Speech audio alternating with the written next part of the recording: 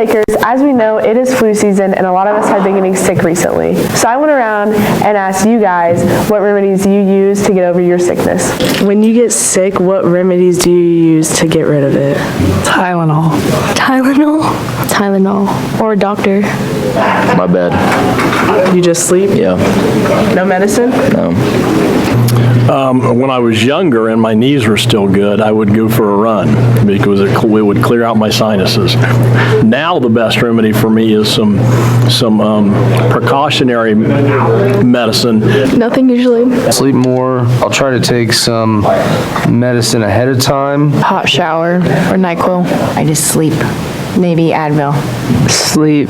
Nothing. Ibuprofen. Cough syrup. Sleep. No medicine? No. What? Like when you're sick, do you take medicine or anything to get over it? Oh, yeah. What kind of medicine do you take? Mucinex. Nothing. I just take it like a man. I don't get sick. I'm made of carbon fiber. Flus, colds, everything, leave me alone. No sickness. Positive energy. What kind of advice do you have for kids who are starting to feel a little under the weather? I would say definitely making sure that you're getting plenty of rest, drinking lots of fluids. Water's the best thing to keep you hydrated, taking your vitamins every day, and also just making sure you are having a well-balanced diet. So getting your fruits, vegetables, meat, all that in. Over Christmas break, we actually partnered with Community Health and Wellness Partners here on campus, and they're located in our middle school building. We have a nurse practitioner here on site. Her name is Brianna Dietrich, and whenever somebody isn't feeling too well, they feel like they might be coming down with the flu or strep or anything, you just tell Mrs. Seeley in the office you're not feeling well, I can come over and see you, and if your parents give you permission, I can bring you on over to see Brianna. She's able to do strep tests, flu tests, she's able to do physicals for school, and she's able to be your primary care provider if you do not currently have one for you and your family. So that's a really great resource that we just added here at Indian Lake Schools. I'm Dawn Myers. I'm the medical assistant. I'm the nurse. I'm Brianna Dietrich. I'm the nurse practitioner here, and I can see you if you're sick, if you're well, if you need help, any type of illness, you can come and see me and I can get you fixed up. Now we know what you guys do when you get sick. So stay healthy, Lakers. Please click and ring the bell below. Thank you, and subscribe. What's up, Lake Rats? There recently has been an epidemic going on with car accidents being very popular among Indian Lake High School students. And most recently, it was Colton Corcoran that got in a really bad accident. And here's what he had to say about it.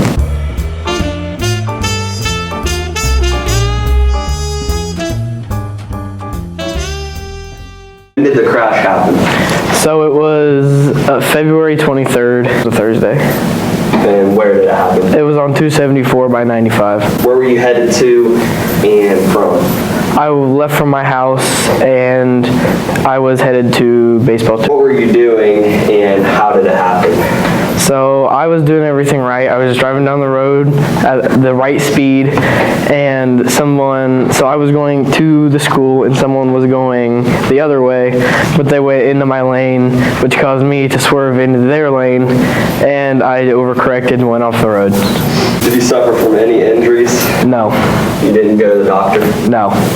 Who was at fault and why? Not me, because the other person was in my lane. Being after the crash, how does it feel now going on that same road? It messes with me, mainly because of like the sound of when I hit the pole. I hear the sound every time I go by, and that's what gets me the most.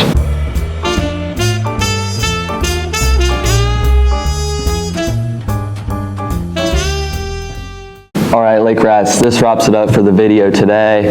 Please be safe out there, as there is a lot of people on their phones nowadays, and there's a lot of people not following the laws on the roads, so please be safe out there, Lakers.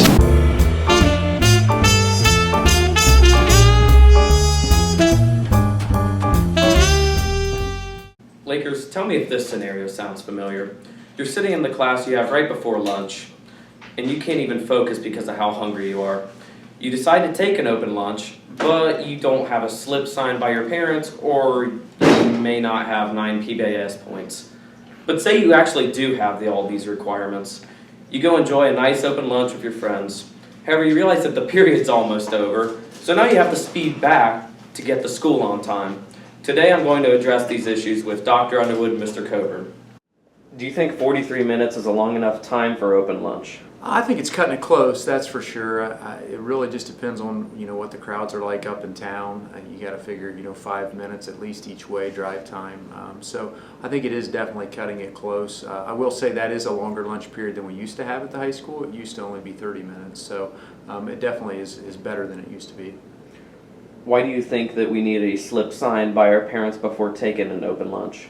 Well, that's part of board policy. When students come to school, they are our responsibility, and so anytime they leave during the regular hours of school or anytime there's a change in their schedule, we have to get permission from the parents to allow that. How many open lunches do you think students should be able to have in a year? Well, interestingly, in our conversation before this interview, I did not realize that it's somewhat unlimited now that we have the PBIS system in place. When I was the principal at the high school, I'll be the first to say we didn't have open lunches, or if we did, it was very, very rare occasions. So how many do you think, do I think they should have? I think that's more of a decision for Mr. Wagner and Mr. Coburn. And I think they're probably the best judges of how we can pull that off safely and make sure kids are still getting a good nutritional meal. Why can't we have an open lunch available every day?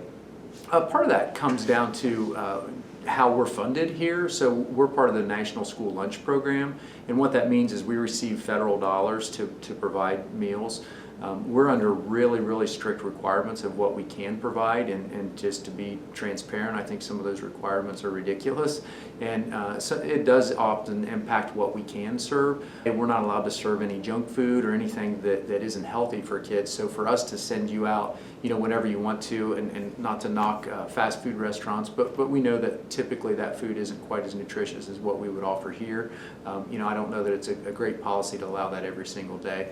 And again, there is some chance of risk, right? So when kids are out on the roadway, especially if the weather's a little bit touchy, we have to worry about that as well. Next, I talked to Mr. Coburn. Let's see what he has to say. Yeah. Do you think 43 minutes is a long enough time for open lunch? 43 minutes for lunch, again, is what we have with our schedule. So we're sort of confined by our schedule. We can't alter our schedule for open lunch. I wish we could offer more time for open lunch, but we can't. So what we want our students to do is again, try to stay local, get uptown right here to Russell's Point or Lakeview to get what they're going to get for lunch. Again, driving safely, staying within the speed limit, things like that, because that's our biggest fear when we have open lunches. We have an accident based because of whatever reason.